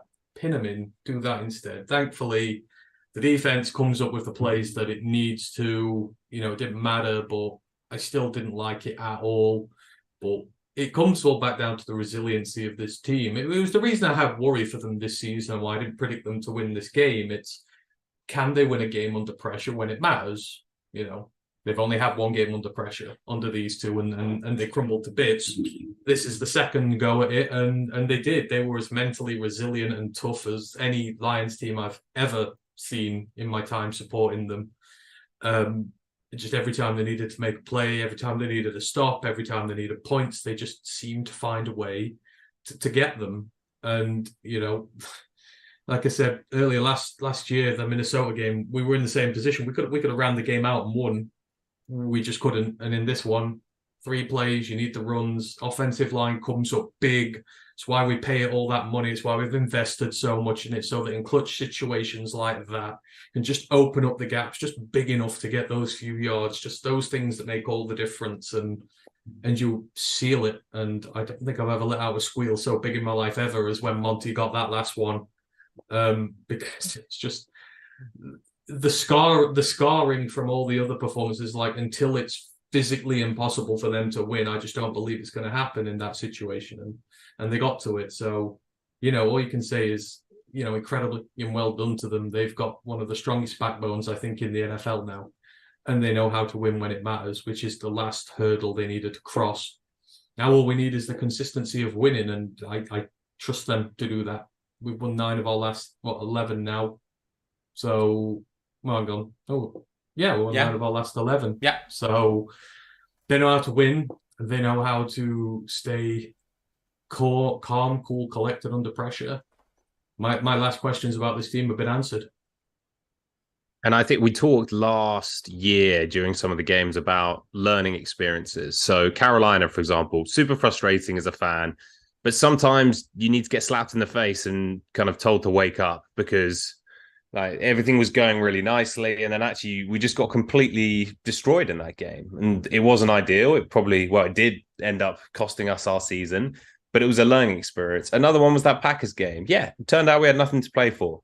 But how good did it feel that we got that win? And I think the Pascal play reminded me, I mean, it was almost carbon copy of the Anzalone play against the Packers in the final week of the season, which I think was 4th down rather than 3rd down. But Same thing. I believe it was a sweep or a screen as well, but just shooting the line, making a play, and getting the opposing offense off the field, right?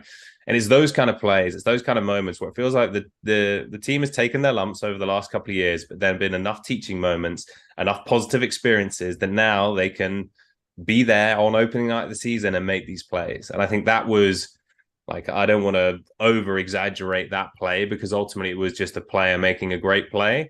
But it struck me when it looked so familiar to the Anzalone play of what we've been through to get to this point. So I thought that was great. Something I just want to call out, I think, before was you mentioned the Gibbs run. Everyone talks about the juice of Gibbs in terms of his athleticism, and obviously it's incredible. There are loads of crazy good athletes who've come into the league and are 6th round picks and 7th round picks. His contact balance is just incredible. Sure, he's not gonna always run people over, but it's the fact he's bouncing off hits and still getting yards. And that was when I watched a bit more of him after we drafted him. That was the thing that impressed me the most. Was yes, he's shifty as hell, but he's just bouncing off guys, and that's why I think he's got a chance to be special. Is the fact that you can get there and you can make contact, but he's just going to bounce off. He's going to spin off, and he's going to create yards out of nothing. So that was the final thing on Gibbs. The only thing I'd say is when it got to the end of the Chiefs drive there, and it was 4th and 20, 4th and 25, Tarico and everyone is saying they should really just punt it. They've got 3 timeouts. This is what I think the influence of Dan Campbell's aggression does to other coaches. Now, Andy Reid, wasn't intimidated by Dan Campbell, right? But when you know you're going up against a guy who has shown on primetime, as he did versus the Packers, that when he gets a chance, he's going to go for it on 4th down. You won't get the ball back if you punt it.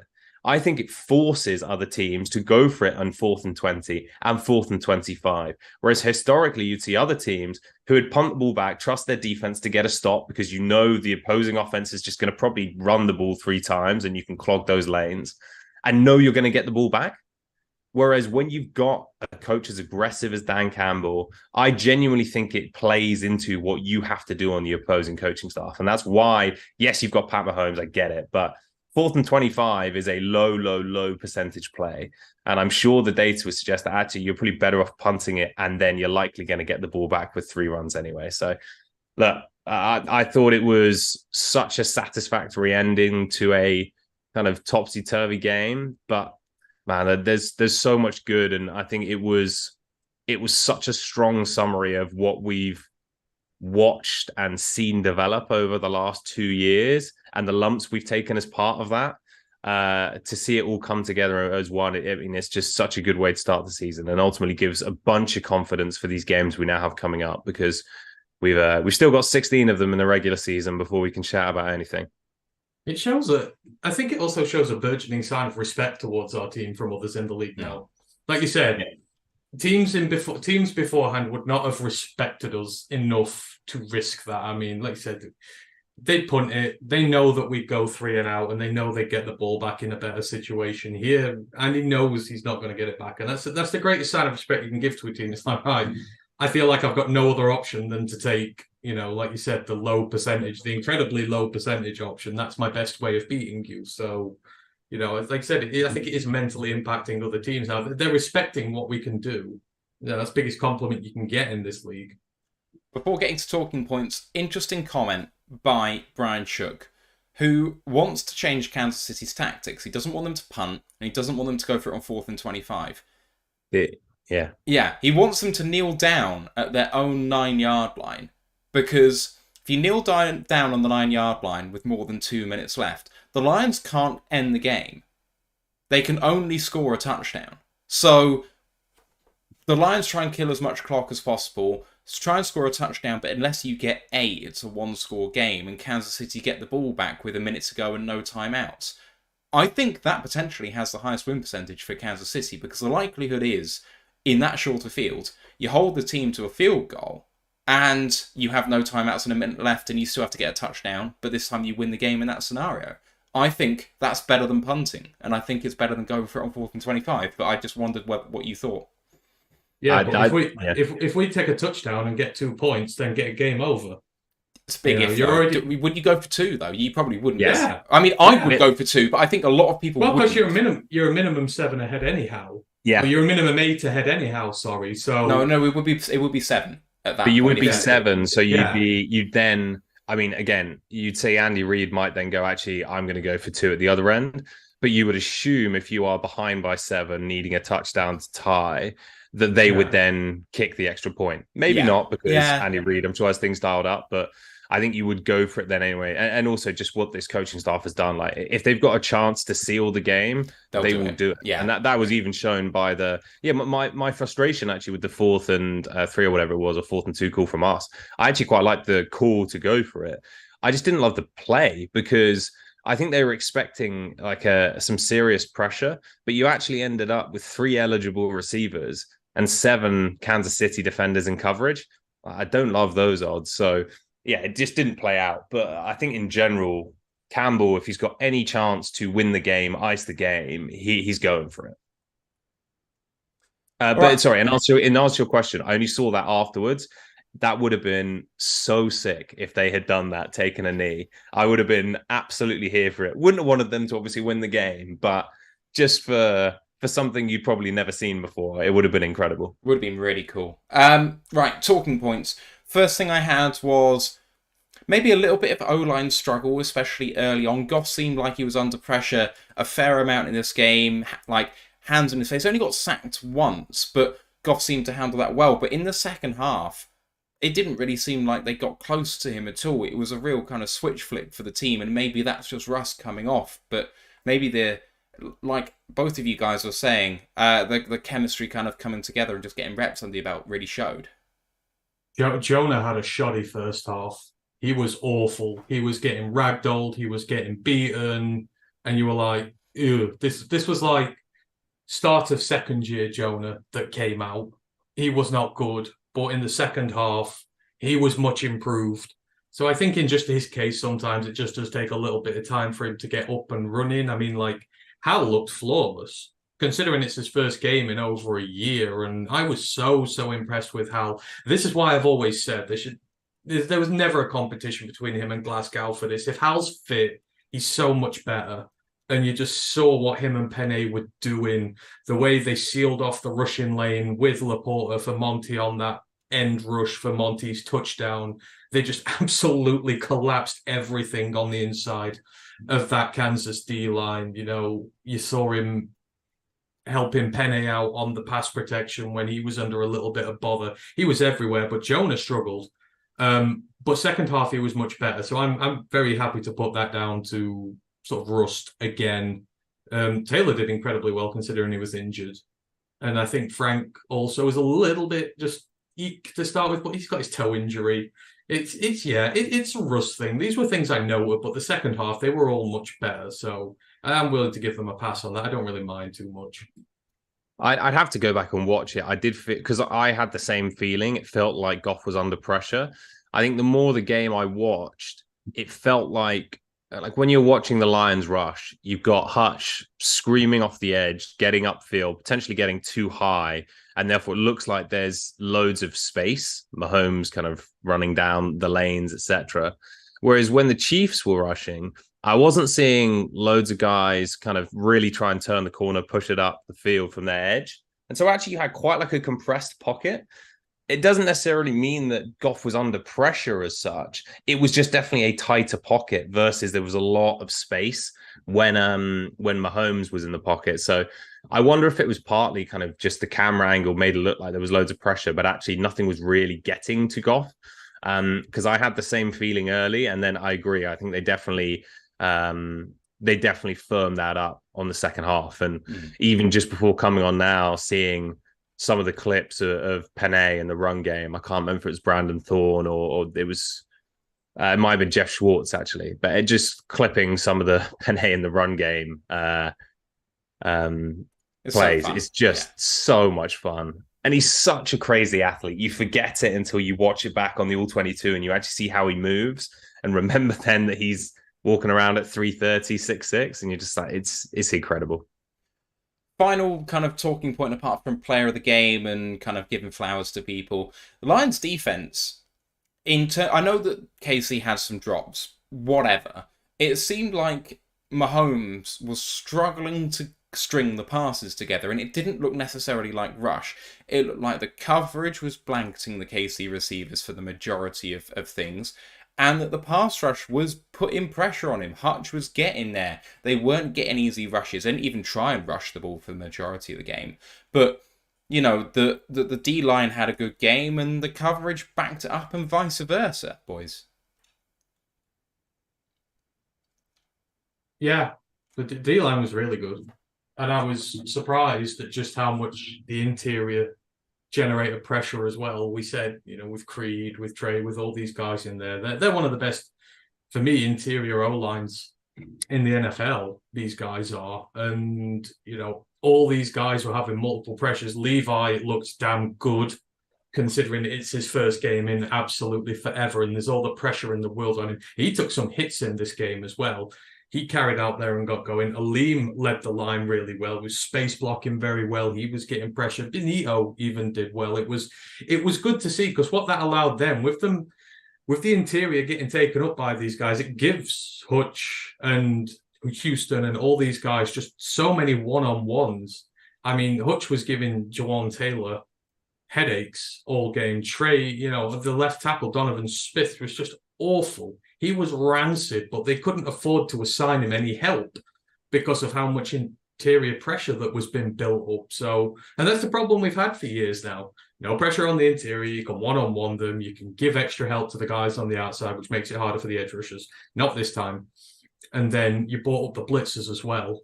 Aaron Glenn was great. I said I wanted them to do this. Be aggressive and go after him. You brought the corner blitzers up. You brought the safety blitzers up. You know, you just simply overwhelmed them at the line of scrimmage, and that is how you beat them. And we did. So all the guys on the D-line did fantastic for the most part. And just Mahomes will make some great plays. You know, it just happens. You are not going to keep him quiet all game. People say, oh, we let him escape. But I mean, a lot of those he shouldn't have escaped from. A lot of those he shouldn't have made passes from. I mean, hell, he made a pass when he had Houston hanging all over his legs.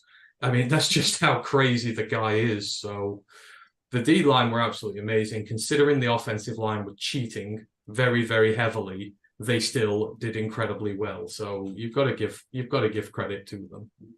Yeah, maybe we buried the lead by not talking about Jawan Taylor through the first hour of this. Or the refs. I hope we're talking about the refs at some point. I don't think I've ever seen on a primetime game like a genuine storyline from the commentators being that a guy is lining up illegally on every play and they're not doing anything about it, which was hilarious because we won. It did get me thinking, though, like, surely there's hundreds of Lions personnel who are watching that broadcast. Like, why isn't this getting flagged to someone on the sideline to go and call this out to the refs? Like, I mean, if it was that blatant. But, I mean, more egregious to me than where he was lining up, and more egregious to me was the jumping. Yeah. I don't care about either of those things, really. Like, it happened. So what? He was bouncing up and down on his back leg pre-snap all the time. Like, he was like... And it's like, hang on a minute, I'm pretty sure in any world that's a false start. Like, I don't care that you're leaving 0.2 of a second early. Like, every right tackle does that, and he did it a bit more than most and a bit earlier than most. But so what? You can't flinch. That gets pinged all the time in the NFL, where you line up and leaving early doesn't. But that does. So how that's not called, I don't know. And it's what I think the footage of Joey Bosa smashing his helmet last year. The same thing. It was to do with the same thing. Was kind of all of this, all off Jawan Taylor as well. But it's the twitching, it's the depth. So yeah, I mean, and you didn't see any complaining from Hutch. I would have been screaming about it on the sideline. I'm amazed no one wasn't. But and just to wrap that up, I guess, in terms of on the D-line side, I was watching this game just thinking, this for Hutch for me is the complete opposite of the Eagles game. Not the Eagles game, the Commanders game last year, week 2. Hutch had 3 sacks, nice few celebrations, everyone's happy. But they were really just kind of clean up sacks, and he didn't play particularly superbly, I would say. In this game, like, obviously no sacks. I'm not sure if he got a hit or not. Obviously he got a bunch of pressures, but he was just so good. And I know the PFF grade maybe doesn't replicate that, but you saw the impact he had on the game, even if he's not stuffing the stat sheet. And it was fun last year with the picks and the fumbles and the sacks, but I don't need him to get incredible stats if he's still impacting the game the way he did. So Lisa has a comment on where he's lining up, by the way, just saying she's said it more than once. The coaches said, apparently, they didn't point it out because he was telling them what the call of the play was going to be by whether he was lining up deeper, in which case it was a pass, or he was on the line, in which case it was a run. So he was tipping them off to what they were going to do, although they passed the ball 80% of the time. So I can't believe it was that much of a tell. But anyway, sorry, Ant. But I was about to say, you know it's bad when one of the commentators are calling out, when you've got a refereeing analyst on there blatantly saying it's illegal. But to top all that off, even Chris Collinsworth was saying it. The man whose tongue is lodged so firmly up the Chiefs' arse you have to use a crowbar to get it out of there is saying that they're cheating. That should tell you the degree. And, it's not acceptable. Even if this is not us, I'd be complaining for another team if that was happening to them. It was that egregious. And it wasn't just that. There were other calls. There were so many holding calls that missed like really bad ones. Like holding them by the neck, horse collaring. Yeah, it was bad. But then, when Cam got called for DPI, it was a little early. But the ref, he's got his hand on his pocket, ready to throw the damn thing. Before the ball's even arrived, it's gone. When Monty gets flagged for tripping, which I think was bull, gone, straight out. It was just so insanely unbalanced that it can't be a coincidence that you're allowing that to happen. Like you said, 21 times, 21 he lined up illegally, and probably more he jumped early. Yeah. And just to add that to everything else they did was an absolute disgrace in this game. And hopefully they will get taken off for time, because you can't be doing that. And the league is going to be under serious scrutiny now this weekend. I think you're going to see a lot of false calls.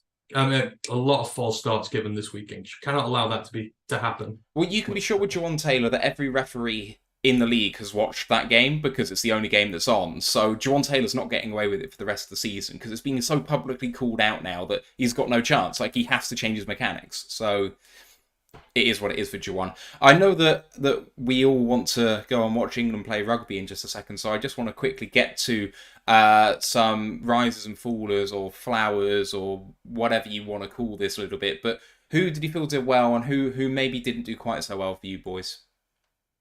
I thought Barnes was terrific.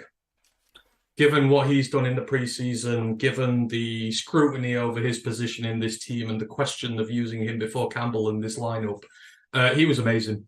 Just completely anchored the middle of that defense. And they finally used him at what he was good at. They sent him hunting after the running backs. They sent him on those plays to overload situations even further. We were getting so much pressure on the D-line that you send him as well. Just blew up so many plays, especially going out to the perimeter where you can use his speed to end some of these dead and dusted. And I think it was a big performance for him, because he had as many question marks as anybody coming into this season. And outside of all the others who've either been praised so far, he has not gotten anywhere enough praise for his performance. If he carries on doing that this year, then our linebackers go be crazy, because, Matt Rodrigo didn't see the field that much. They did not feel the need to put him out there that much because of how Barnes was playing and how Campbell was doing. So this increased competition is driving up standards, and it's been no more apparent than with him. Yeah, Barnes was brilliant. I think we've shouted out, obviously, Brian Branch as we've gone through this as well. I saw a poll around who was the Lions MVP, and it was the names you'd expect. A guy who came to mind immediately, and it's as unglamorous as you can get, Khalil Dorsey. He was incredible as a gunner. And actually, I haven't checked the PFF grades. That might disagree with me. I don't know. But just watching 90 grade. Okay, there you go.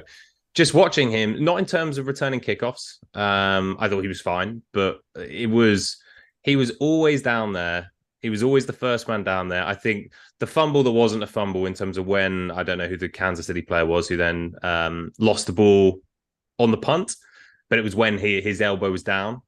Khalil Dorsey's like wildly out of position there, trying to work around a man, and still manages to make the tackle, fling the guy into the air effectively. and at least force the ball to come loose, even if it isn't actually a fumble. I thought he was incredible. So he was one of those guys who probably, I wouldn't say no one wanted on the team, but like Starling Thomas was the exciting DB, right? Who we were all kind of excited about, and Stephen Gilmore as well. And Dorsey was kind of like, no one was that fussed, I guess, on him as a player in terms of as a DB. He was obviously involved in the injury during the preseason and got some bad press through that. But you can see exactly why they wanted him in the team. I thought he on special teams was just incredible. I was really impressed with CJ Gardner-Johnson. I kind of thought that he did the business, was the enforcer. That force play that Tom mentioned earlier, he was super impressive on. But just kind of being around the ball all the time, it might have been anywhere near his area. He was kind of making his will known, and kind of getting in Pacheco's face when he was injured was just funny. And I'm all here for that sort of thing. I mean, is it too glib to just take the top PFF grade of Vaitai and just say I'm glad to see that he not only came back from injury and played well, but gets his second highest PFF grade of where he's played more than 6 snaps in a game in his entire career. Like, that's super impressive. And seeing what he did along with Penny, you can see why they're so keen to keep him around, even if they have to cut his salary a little bit to do it. The chemistry just works there compared to any other right guard, who might be better than Vaitai, maybe. But the chemistry is what makes an O-line good, and it worked really, really well.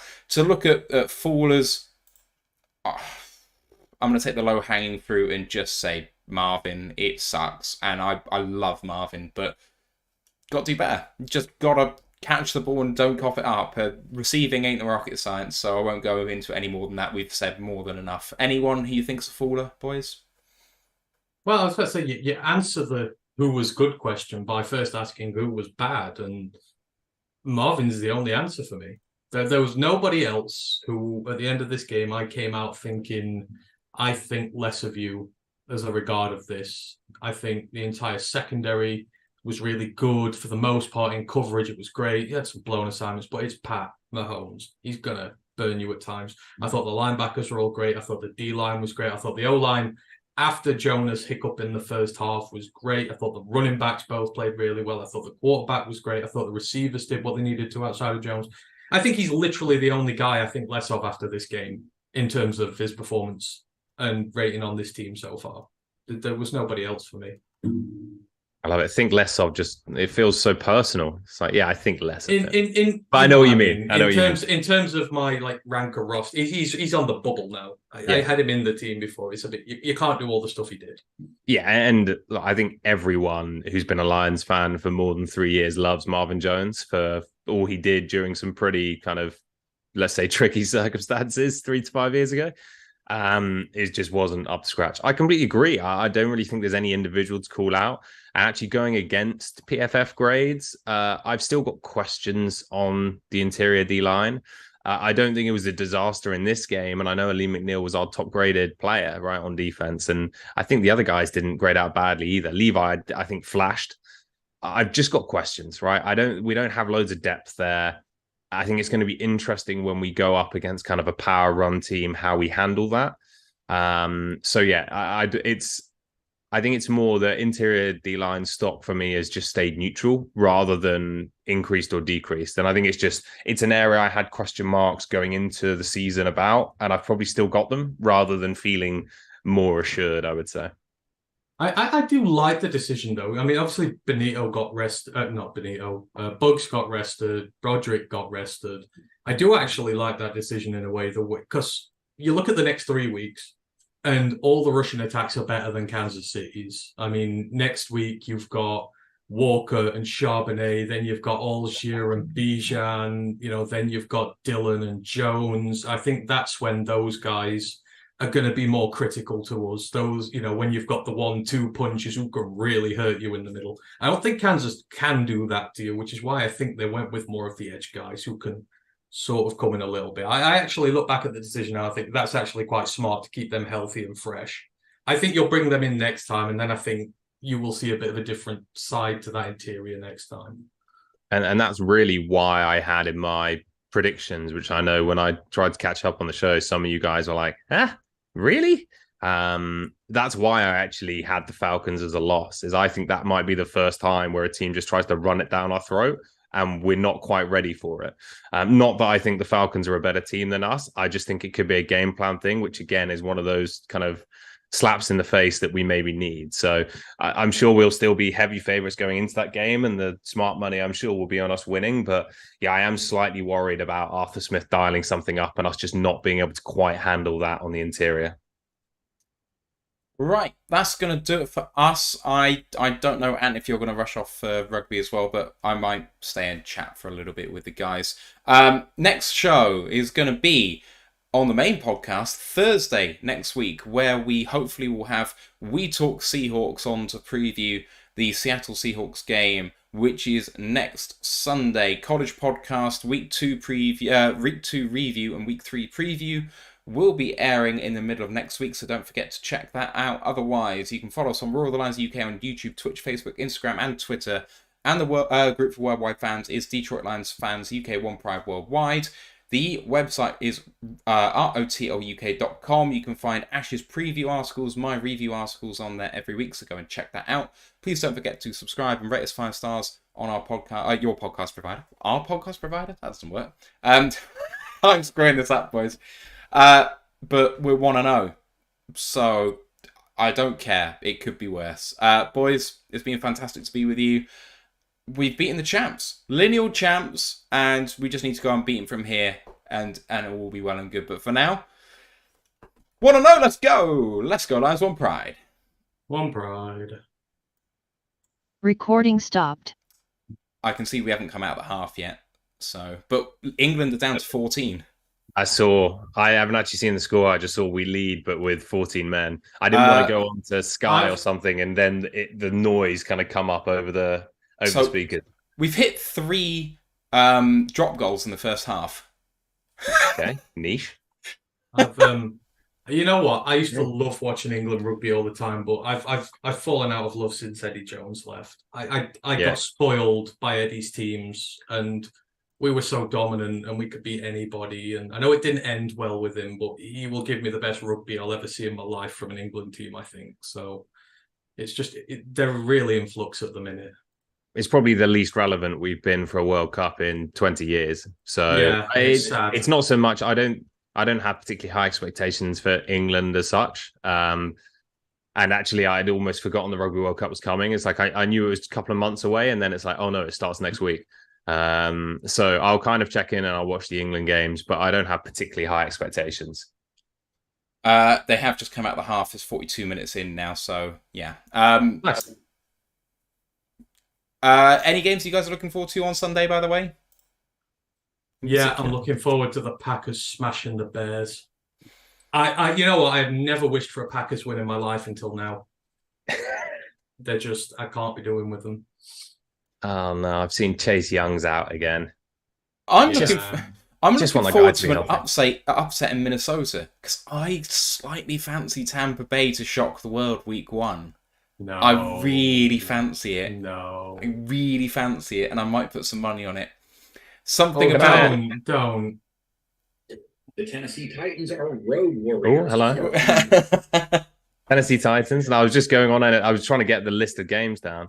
I'm going to say this as I drop off, so I can't kind of hear the boos and the people shouting at me. I don't think Chicago are going to be that great this year. Woo! Well done, Tom. That being said, I was really tempted to put an MVP bet on Fields, but I think the odds are crazy. He was like I think he was under 20-1 to win it, and I was like, yeah, that's stupid.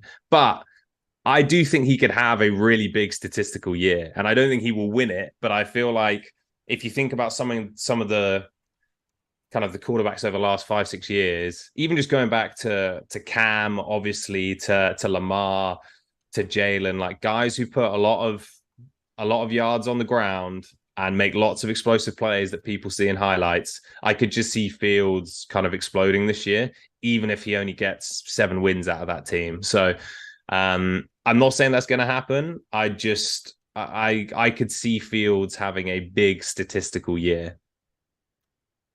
Yeah, and I'm sorry. Maybe. I'm No, genuinely that's sorry that's saying fine. that. No. Yeah. I'm with you. Okay. I'm with you. Definitely. I can see it. That's all right. They can lose 40 to 35 every week or something like that. That's fine. We can get the best of both worlds here. I mean, he's not going to throw. He's not going to throw for 5,000 yards, right? But I just think.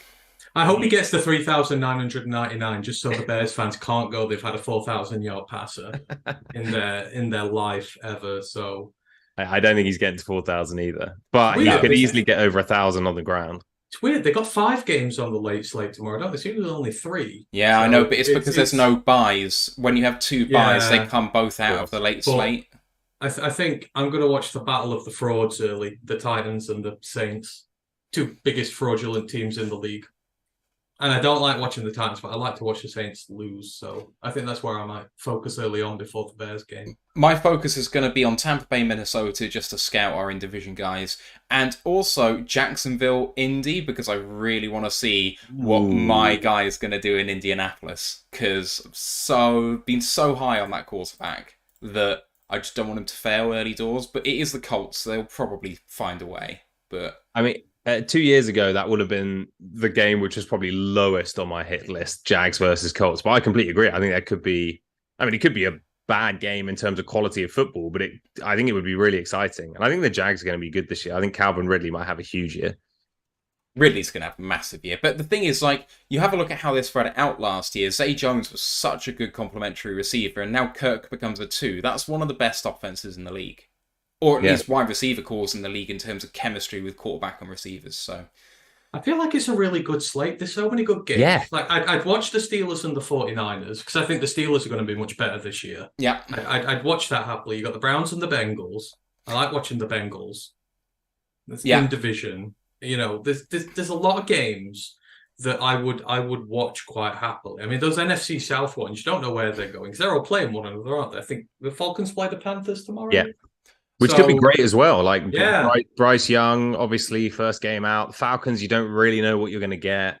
I agree. That Bengals-Browns game, I mean, for obvious reasons to most, I will be firmly rooting against the Browns, but I think that will be a pretty exciting game. Like I said, if they take the step you would expect them to, and obviously the Bengals. So, yeah, I think that could be a really good game to watch. Well, and Houston-Baltimore's got a lot to it as well because Baltimore, they've had the scheme change. They're going to pass it a heck of a lot more. That's probably not going to suit Lamar, to be frank. So I'm interested to see how it looks. And then CJ Stroud coming into Houston. Houston have a much better side this year than they did last year, but from a really low base, can they be relevant in a terrible division? I'm really interested to see.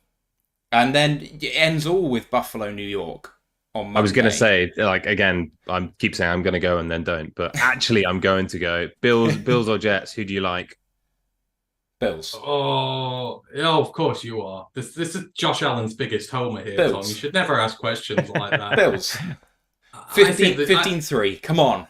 I think the Jets are going to be complete frauds this year as well. So Really? I say Bills. And I don't say that very often. I don't. I think, he's taken all his buddies there with him.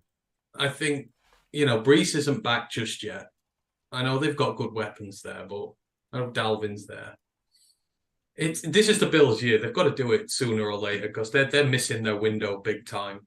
And with us beating the Chiefs, it may just open the door for them one last time to win something before they become irrelevant. So I would fancy the Bills. If the Bills lose, that'd be massive. They'd be in some real bother if they lost this one. Yeah, I'm almost tempted to bet on the Bills not making the playoffs, which I know is insane, but I just feel like they actually are lacking a bit of depth. And actually, Josh Allen has covered up even last year a lot of their issues. So he's a flawed quarterback. But he had a right hand injury all year, and his underlying metrics were still really strong. He didn't look like a good quarterback, but he was like half the quarterback he was in the previous years. But that's what I'm saying is I think actually behind Josh Allen, it's kind of like everything's fine, but I'm not sure it is. I actually think they've got, I don't know about the depth. I don't know about the real stars. I'm not expecting Kincaid to be an absolute superstar day one out the gate, right? So I think Josh Allen has actually hidden some of the concerns they have from a personnel standpoint.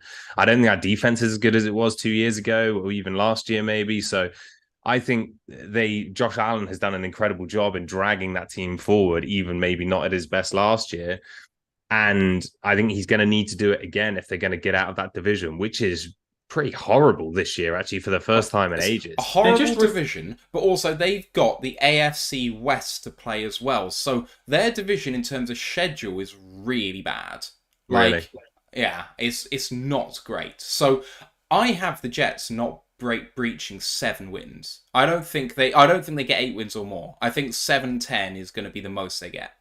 I don't know. I think the Bills, until the Bills invest in a running game, I've said this for years now, and I've been proven right every single time. Josh Allen can't do it all on his own because he starts throwing picks all over the place when it's all put on him, and they just refuse to invest in the running game for him. They go and get a nice premium tight end for themselves, and they still refuse to invest in the run game. It's going to be the same thing every single time. They'll look flashy and good, but when they come up against the team who's got a secondary who can stand up to him, there's just no plan B, and they lose. Right, we'll end it there, shall we? Guys, it's been real. Fantastic to talk with you after the show. And to everyone in the chat who's still hanging around, we'll see you next week. Enjoy Sunday, and have a great weekend. See you soon. Bye. See ya. Au revoir.